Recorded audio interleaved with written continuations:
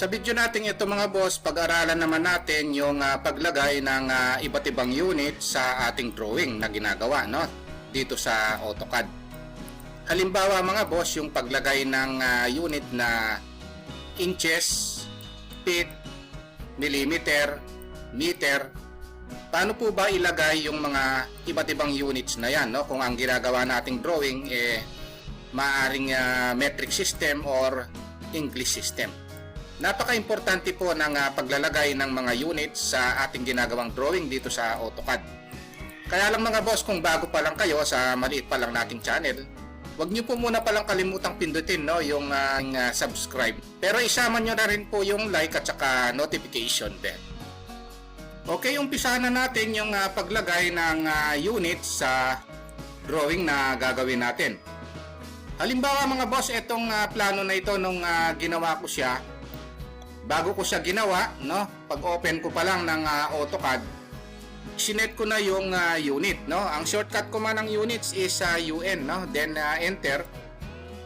Ngayon pag enter ko, ang lumabas na unit, kasi default unit ng AutoCAD is inches. So lahat ng gagawin nyo rito, pag naka-inches ito, inches ang lalabas dito, hindi siya magiging meter. Pag open nyo po ng AutoCAD, kailangan iset nyo muna yung units kung meter ang gagawin nyo, kasi naka-inches po yan. So kukunin natin dito yung meters, then okay. Saka kung magdo-drawing dito, lahat ng ginawa kong drawing ngayon dito is naka-meter na. Ayan po, kaya wag po kayong agad magdo-drawing sa AutoCAD kung ang unit nyo is feet, meter, millimeter, kasi naka-default po siya sa inches. Ayan po. Halimbawa, gusto ko, since naka-default siya sa inches, gusto ko naka-feet siya, hindi siya naka-meter, kagaya nito. Magpa-file new ako. Gagawa tayo ng sample dito sa kabila. Tapos alisin ko lang yung grid. Ang una nating iseset yung unit. So type natin yung UN. Shortcut ko man ng units yan. Ito naka-default siya sa inches. Kung feet ang gagamitin natin, nakita natin sa plano, feet ang nakalagay. Ilagay natin dito feet. Ayan na. Pagkatapos dito, palitan natin yung decimal, gawin nating architectural. Kung merong fraction yung ginagawa natin. Saka natin yung okay. Then, okay. Ngayon hindi pa nagtatapos dyan, pupunta pa tayo sa dimension style. Tatype natin yung D at magseset tayo rito. Click natin yung modify at pupunta tayo sa primary units. Palitan natin yung unit format na ito, ilagay din natin sa architectural ito. At ito naman, maglalagay din tayo ng text height. Dito sa text height, pwede nating ilagay kung halimbawa 1 inch. Ngayon magseset din tayo ng color sa text. So maglagay tayo, halimbawa green yung letter ng dimension. Yung dimension line, ilagay na rin natin kung anong kulay. Halimbawa magenta, ito yon. Yung extension line naman nasa baba, lagyan lang natin ng kulay kung anong gusto nyo. Halimbawa blue siya. Yung nakalampas doon sa dimension line, ito yon, extend beyond dimension line. Halimbawa ilagay ko 0.5. Yung nasa baba, offset from origin, yung nasa ilalim, ilagay natin, kunwari 0.2 lang ito. Then sa kanan natin yung okay.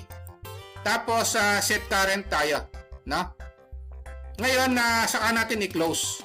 Pwede na tayong maggawa ng drawing dito, maglaline ako, halimbawa click, since feet ang unit natin, i-ortho on ko lang. Halimbawa gagawa ako ng line na 5 feet. Ang feet naman, ito yon, yung nasa tabi ng enter, yung guhit na ito,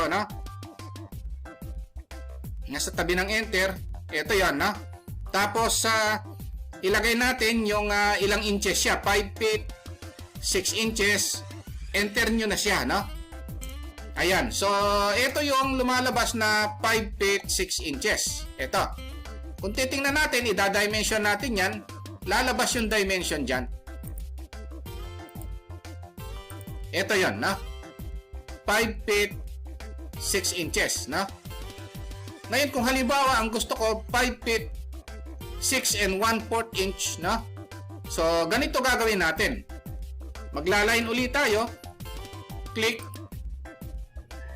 5 feet tapos 6, lagyan natin ng dash, no?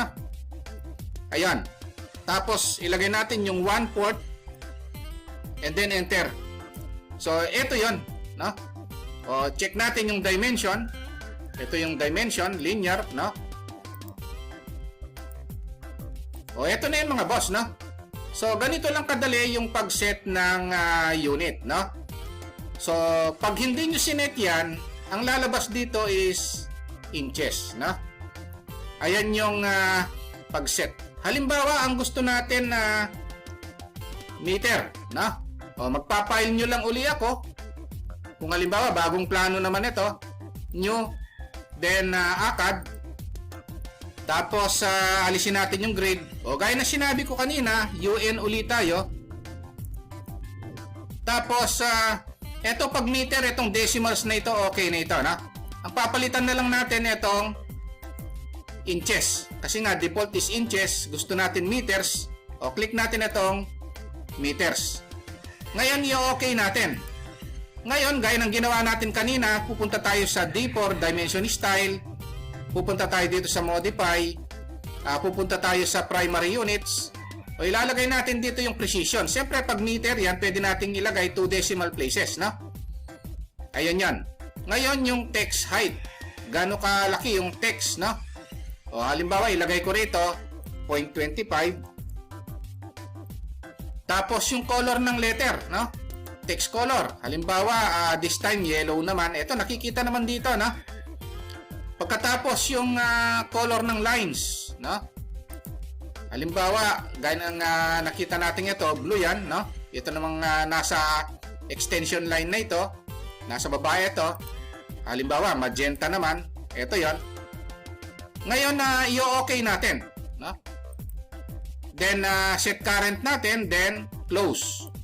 Ngayon, pag nag-line tayo rito, i-ortho on ko lang. Pag nag-5 tayo rito, 5 meters yan. O, subukan natin i-dimension. O, ito yan, no? 5 meters yan. Wala na tayong makikitang feet at saka inches dito, no? Kasi nga, nag-set tayo ng units, UN, nilagay natin dito, meters. Ayan yung dapat nating ginagawa bago tayo mag-start ng panibagong drawing, no? Okay, ayun lang mga boss, no? Kung nagustuhan nyo itong video natin, huwag nyo po sanang kalimutang pindutin muna, no? Yung like, isama nyo rin po yung subscribe tsaka notification bell. Thank you very much at God bless po sa inyong lahat.